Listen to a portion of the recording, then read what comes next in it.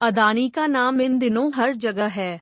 दुनिया के सबसे अमीरों की सूची से लेकर भारत के शेयर बाजार तक, खबरों से लेकर लिव न्यूज चैनलों के शत्रुतापूर्ण अधिग्रहण तक, हर जगह अदानी समूह हर संभव क्षेत्र में अपने पैर जमाने की कोशिश कर रहा है। पिछले साल अकेले अदानी समूह ने 32 कंपनियों का अधिग्रहण किया है और 1.3 लाख करोड़ रुपए खर्च किए हैं। इतना निवेश करने के लिए बहुत बड़ा कर्ज लिया गया है। अदानी समूह का कुल कर्ज फिलहाल 2.3 लाख करोड़ रुपए है, अंबानी से दोगुना है। दुनिया के सबसे अमीर लोगों की सूची में इतना कर्ज क्यों है आदमी? आइए देखते हैं।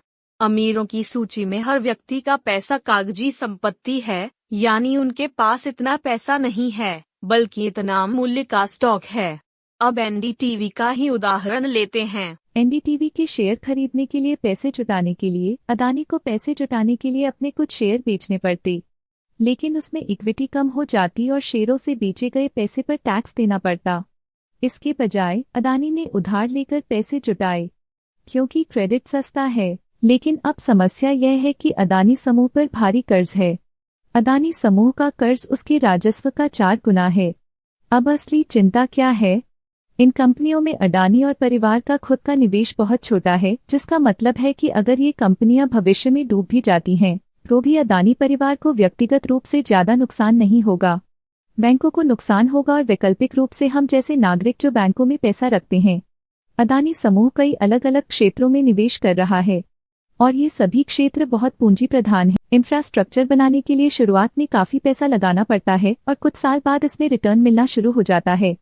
इस बात का भी कोई आश्वासन नहीं दिया जा सकता है कि भविष्य में होने वाली कुछ गतिविधियों के परिणाम स्वरूप ये प्रतिफल प्राप्त होंगे। हम रिलायंस इंफ्रा, जेएमआर इंफ्रा के बारे में पहले ही देख चुके हैं। पिछले साल जहां शेयर बाजार सूचकांक 40% बढ़ा, वहीं अदानी समूह के शेयर 700% बढ़कर 1300% हो गए हैं। यानी शेयर बाजार में अदानी ग्रुप को तरजीह दी जा रही है। लेकिन एक बात ध्यान देने वाली है कि म्यूचुअल फंड्स ने अदानी के शेयरों से मुंह मोड़ लिया है। अदानी समूह में म्यूचुअल फंड का निवेश सिर्फ 0.76% है। क्या आप म्यूचुअल फंड से ज्यादा मुनाफा नहीं कमाना चाहते? तो वह इन कंपनियों में निवेश क्यों नहीं करता? वजह साफ है। म्यूचुअल फंड कंपनी के बढ़े हुए मूल्यांकन से दूर रहना पसंद करते हैं। इसके भारी कर्ज के कारण संभावित भविष्य के लाभ के लिए अदानी समूह का अबाधित निवेश का मॉडल। लेकिन गौतम अदानी खुद इस बात से चिंतित नहीं है, क्योंकि अदानी समूह अब विफल होने के लिए बहुत बड़ा है। इसका मतलब है कि अगर सरकार और बैंक अधिक ऋणों को अस्वीकार करते हैं और अदानी समूह की कंपनियां नीचे जाती हैं, तो बाजार में एक बड़ी दुर्घटना होगी और नुकसान बहुत होगा। इससे बचने के लिए सरकार के लिए यह जरूरी हो गया है कि अदानी ग्रुप का संचालन जारी रहे, और इसलिए अदानी को कर्ज मिलता रहेगा।